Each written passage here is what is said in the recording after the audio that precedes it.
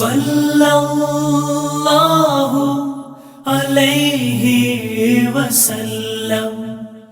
رمضان کے متعلق ایک دو مسئلے بڑے ضروری عرض کروں گا، اور ان میں سے ایک بڑا مسئلہ یہ ہے کہ یہاں کشمیر میں بہت سارے لوگ یہ سمجھتے ہیں کہ جس گھر میں میت ہو گئی رمضان میں تمن چھن روز در بھی ہو، چنانچہ پوچھتے بھی رہتے ہیں ایسا شو تعزیت ہوتا ایسا روز۔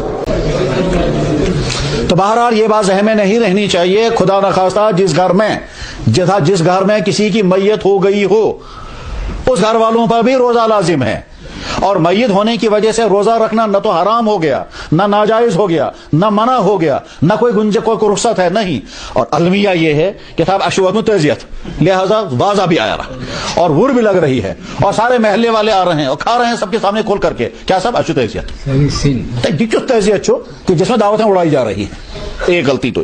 تو بہرحال یہ بات اچھی طرح سے ذہن میں رکھیں، جس کے گھر میں کسی کی وفات ہو گئی روزہ ان کے لیے نہ منع ہے، نہ معاف ہے، نہ کوئی کنسیشن ہے، نہ کوئی گنجائش ہے، نہیں، صرف 4 آدمیوں کو روزہ چھوڑنے کی اجازت ہے، بعد میں قضا رکھے گا 4 آدمیوں کو۔ نمبر 1 بیمار، نمبر 2 مسافر، نمبر 3 پریگننسی میں جو عورت ہے، نمبر 4 جس عورت کو دودھ پلانا ہے، بس 5واں ایک آدمی اور ہے،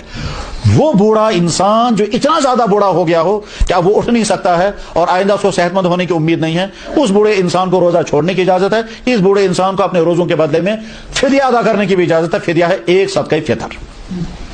دوسرا مسئلہ جو سب ضروری سمجھانا ہے وہ یہ کہ ہماری حالت جیسی ہے ہم بھی جانتے ہیں، اور ہم سے زیادہ ہمارا اللہ جانتا ہے۔ میرے بھائیوں، بے شمار لوگ کھلم کھلا رمضان کی توہینیں کر رہے ہیں، کھلم کھلا سگریٹیں پیتے ہیں، کھلم کھلا ہوٹلوں میں کھا رہے ہیں۔ یہ صورتحال بے انتہا خطرناک ہے۔ اللہ جل شانہ کی طرف سے 2-3 مرتبہ ہم کو خطرناک وارننگیں آ چکی ہیں، زلزلے کی وارننگ آئی، سیلاب کی وارننگ آئی، اور اگر اس میں سدھار نہ ہوا تو پھر اللہ حفاظت فرمائے آئندہ کو اور اس سے بڑی خطرناک وارننگ آ سکتی۔ میں بہت دنوں سے سوچتا بھی رہتا تھا، پوچھتا بھی رہتا تھا کہ حرم میں امت کے لیے دعائیں ہوتی ہیں، مسجدوں میں دعائیں ہوتی ہیں، شب گزاریوں میں دعائیں ہوتی ہیں، نمازوں کے بعد دعائیں ہوتی ہیں، اللہ قبول کیوں نہیں فرماتے؟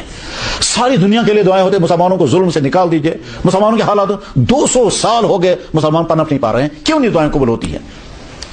تو بہرحال تحقیق کرتے کرتے بعد میں نتیجہ نکل آتا ہے، چنانچہ ایک حدیث نکل گئی۔ اس حدیث میں فرمایا جناب رسول اکرم صلی اللہ علیہ وسلم نے کیا، جب امت کی اکثریت گناہوں میں مبتلا ہوگی اور امت کے کچھ صالحین ان کے لیے دعا کریں گے تو اللہ تعالیٰ فرماتے ہیں تمہارے حق میں تو دعا قبول کروں گا، انہوں نے مجھے ناراض کر رکھا ہے ان کے بارے میں تمہاری دعا قبول نہیں کروں گا۔ انہم اغضبونی، انہوں نے مجھے ناراض کر رکھا ہے، ان کے حق میں تمہاری دعا میں کیسے قبول کروں گا؟ بہرحال جب ہم کسی ایسے شخص کو دیکھیں جو رمضان کی کھلم کھلا توہین کر رہا ہے تو پہلی بات ہمارے دل کو دکھ ہونا چاہیے، یہ غلط کر رہا ہے۔ یہ دکھ ہونا جو ہے یہ ایمان کی علامت ہے۔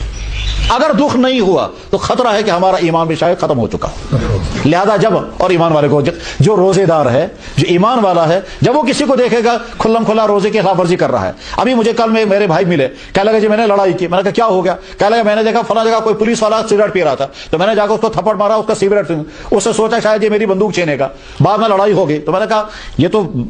ایسے حالات پیش آئیں گے کہ آپ کسی ایسے شخص کو دیکھیں گے جو رمضان کی کھلم کھلا توہین کر رہا ہے تو پہلا کام یہ کہ ہمارے دل میں بہت دکھ ہونا چاہیے، اور یہ دکھ ہونا ایمان کی علامت ہے۔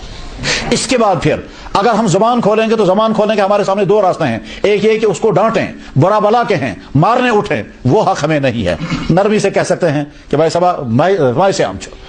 روزہ رکھنا فرض ہے، اللہ نے تم پر بھی روزہ فرض کیا، مجھ پر بھی روزہ فرض کیا، اور تم روزہ رکھ بھی نہیں رہو، کھلم کھلا کھا رہے ہو، اس پر تو اللہ کی طرف سے عذاب آئے گا۔ وہ وہاں سے کچھ بھی کہہ سکتا ہے، نیا نیا کار پانی کا سکیا، اس سے کچھ بھی کہہ سکتا ہے، تو آپ اس وقت خاموشی کے ساتھ ایک کڑوی بات برداشت کر لیں، اللہ کے ہاں اس بات کے کہنے کا اجر ملے گا، لیکن اسے لڑنے کا حق نہیں ہے۔ باقی رہا جب کھلم کھلا رمضانوں کی توہینیں ہونے لگیں،